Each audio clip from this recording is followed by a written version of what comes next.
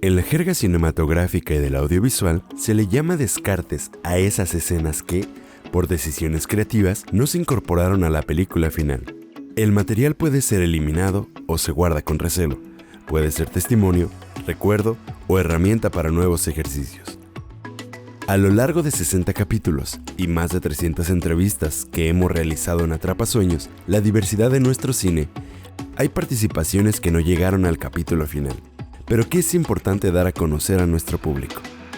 Dentro de las entrevistas que realizamos para el capítulo El sonido de nuestro cine, encontramos infinidad de comentarios y formas de trabajar, de captar la realidad a través de encargados de sonido directo, diseñadores sonoros y mezcladores. Ellos nos comparten su conocimiento y sus puntos de vista, pero sobre todo, su pasión por los elementos sonoros. Cerremos los ojos y escuchemos. Comenzamos.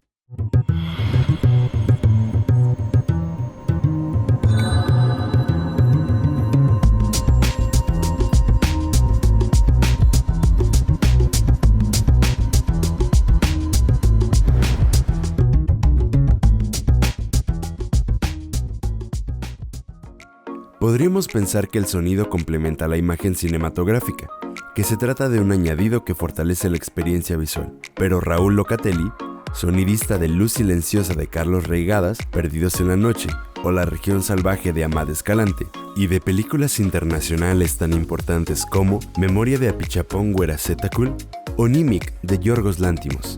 La experiencia de captar el sonido en los rodajes lo equipara a pasiones como la fotografía. En la imagen, reconoce su perspectiva de grabar sonido, así como la labor del sonidista de proponer en el cine ajeno al industrial.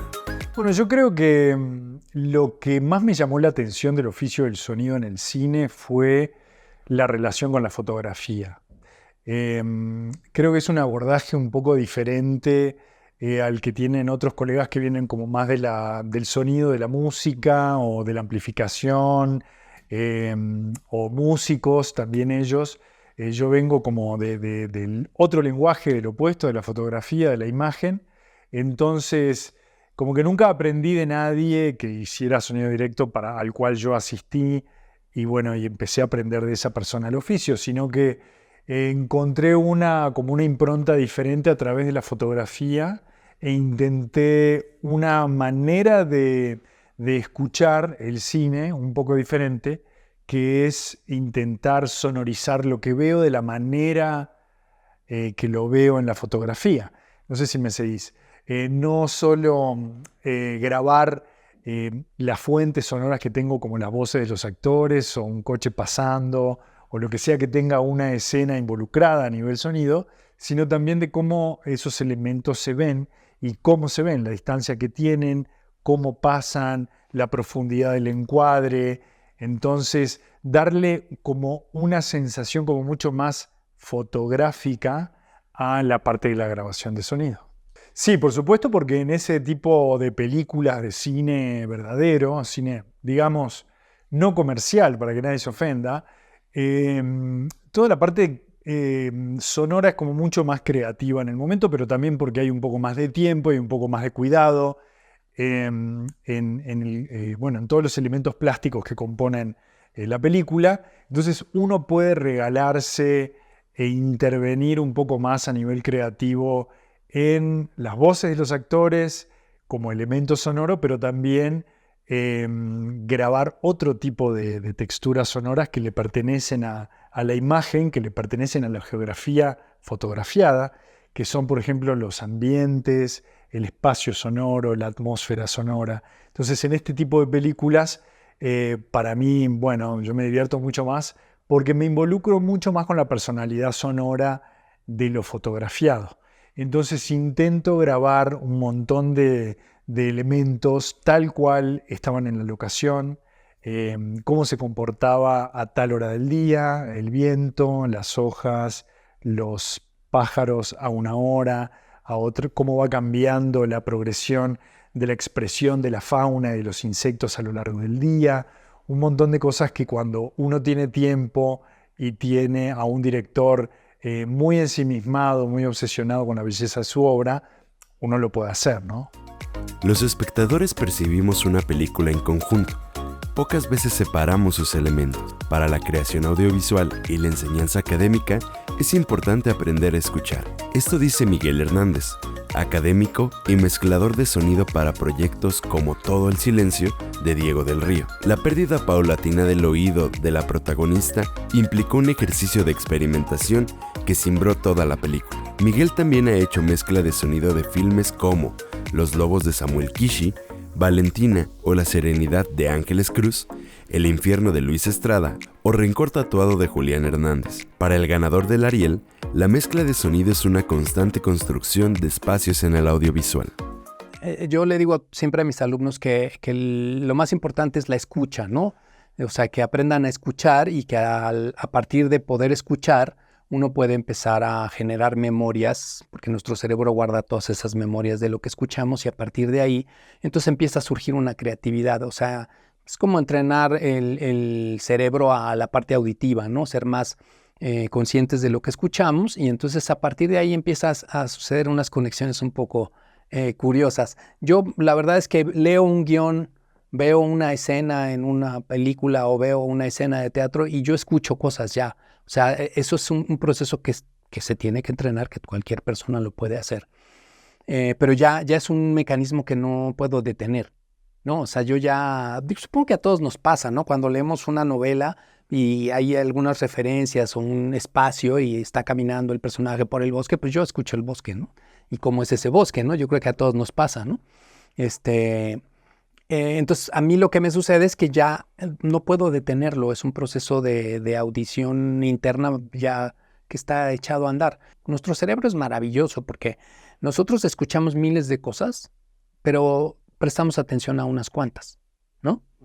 Y eso se tiene que traducir en la película y nosotros en la mezcla lo que hacemos es eso, es obligar un poco al espectador a que preste atención sonoramente a lo que nosotros queremos, ¿no?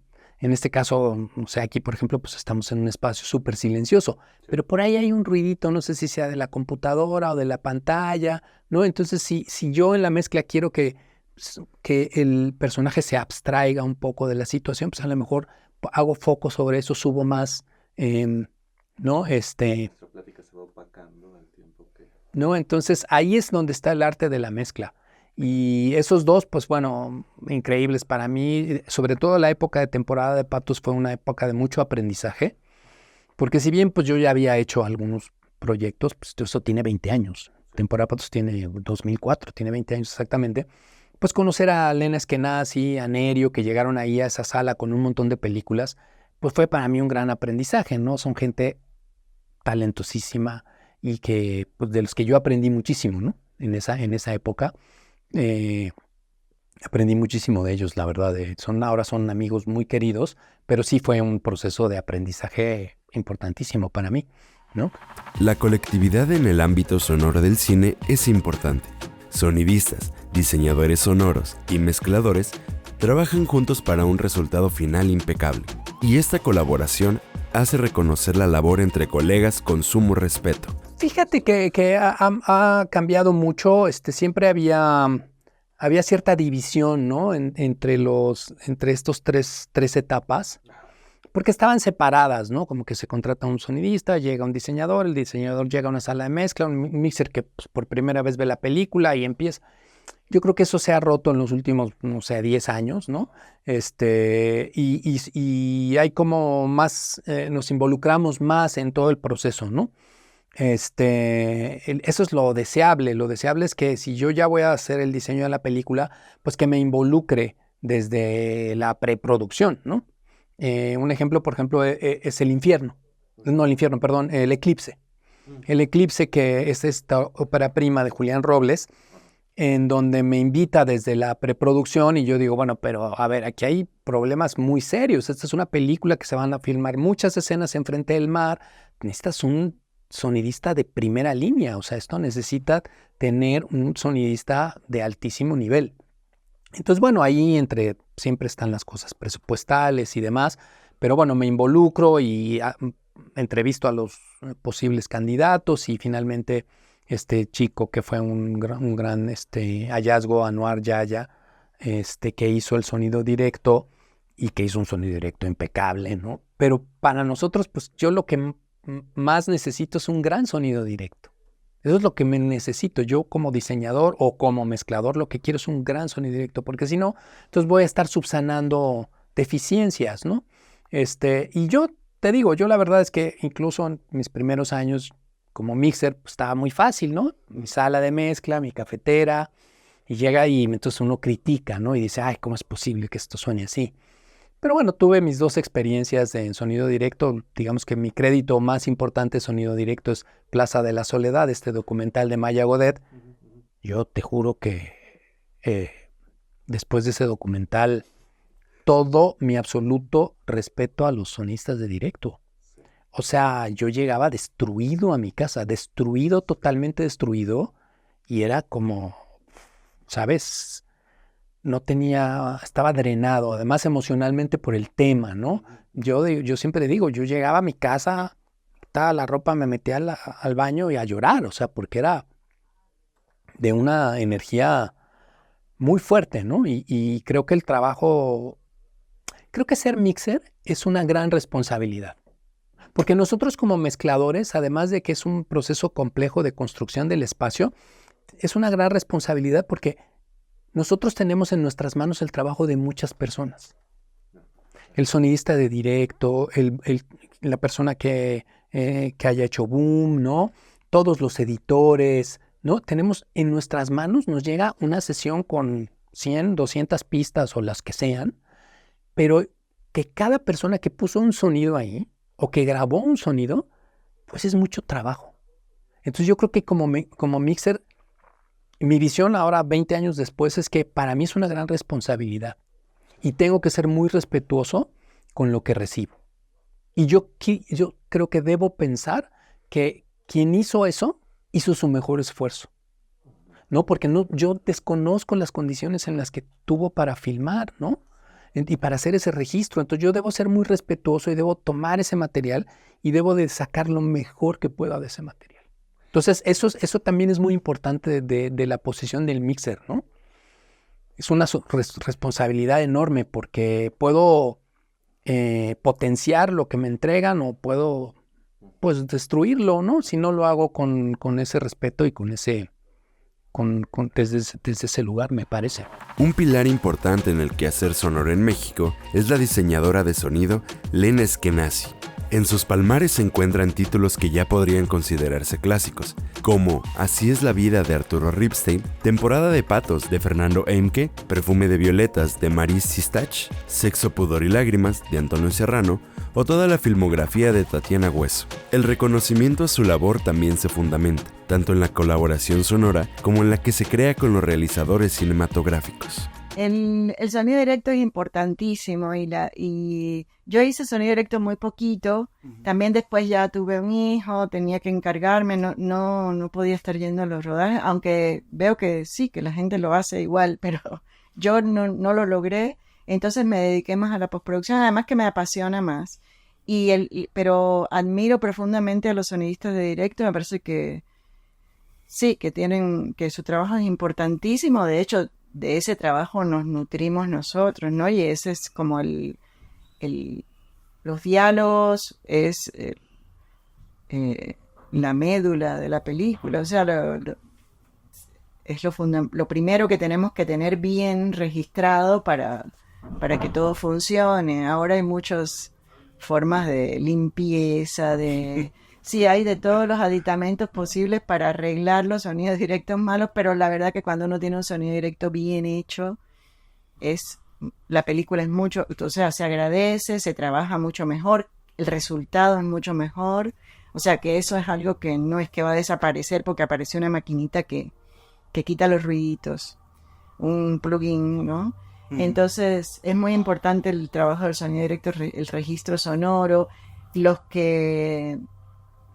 con los que más uno tiene relación, lo bueno es que te aportan mucho porque también te graban muchas cosas que después usas, ya sea directa o indirectamente. A lo mejor graban algo que de repente hay un ruido que no lo puedes usar, pero escuchaste, no sé, cómo suena ese lugar. Y mientras más sonidos tengas de cómo suenan los lugares, es mucho más, se enriquece mucho más nuestro trabajo de postproducción de sonido, ¿no? José Miguel Enríquez ha hecho el diseño sonoro de películas como Epitafio, de Rubén Imaz y Yuleni Olaizola, Las tinieblas de Daniel Castro Cimbrón, Celeste Soledad, de Alex Argüelles, o Desaparecer por completo, de Luis Javier Enaine.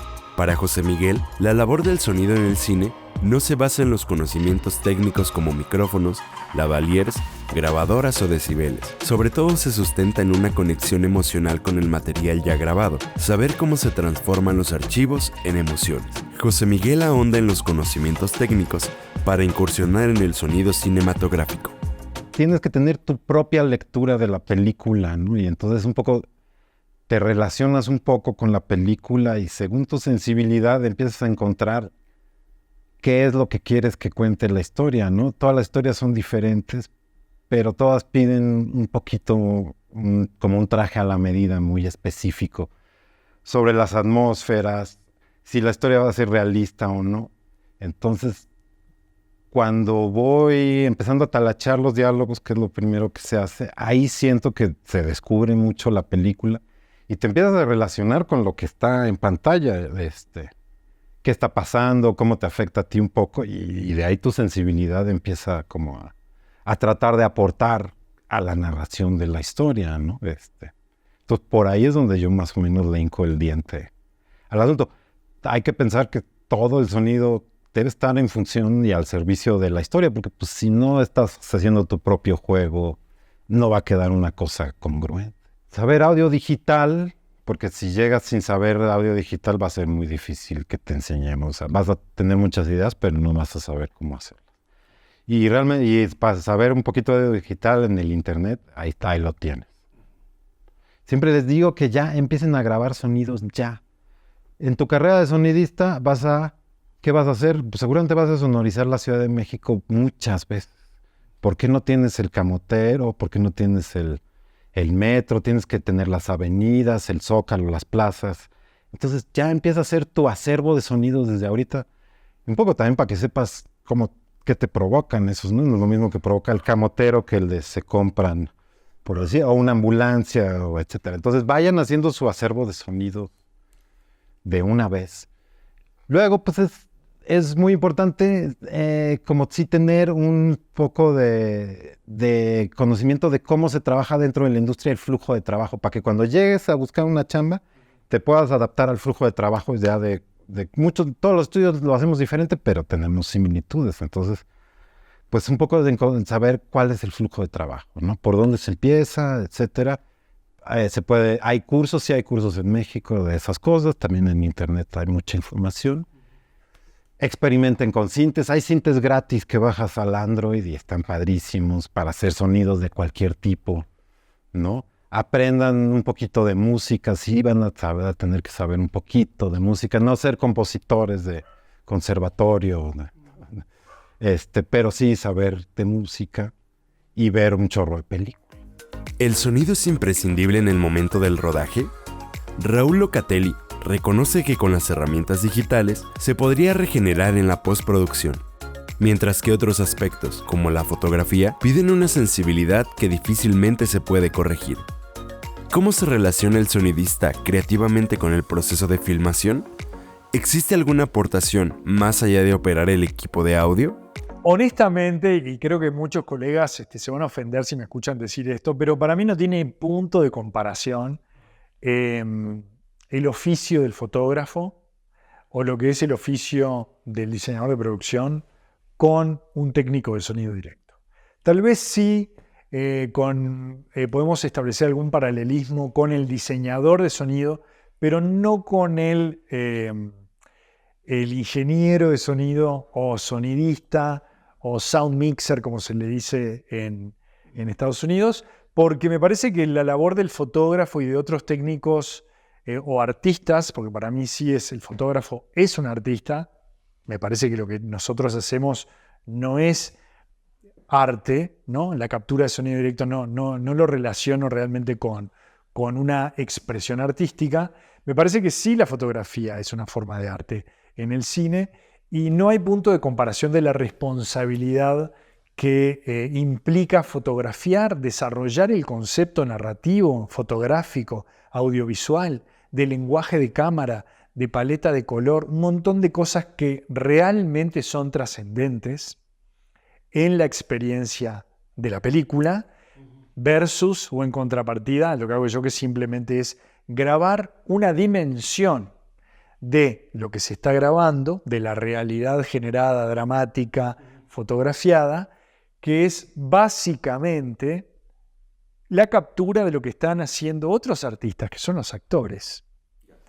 No se puede comparar el nivel de desarrollo que tiene mi disciplina con la que tiene un fotógrafo o un director que está meses, años trabajando con los actores, desarrollando los personajes, escribiendo los diálogos en cada detalle, con el fotógrafo, creando la personalidad visual de la película con todas sus referencias, la paleta de color, el tipo de plano, cómo se va a ver en relación a la óptica, a la corrección de color.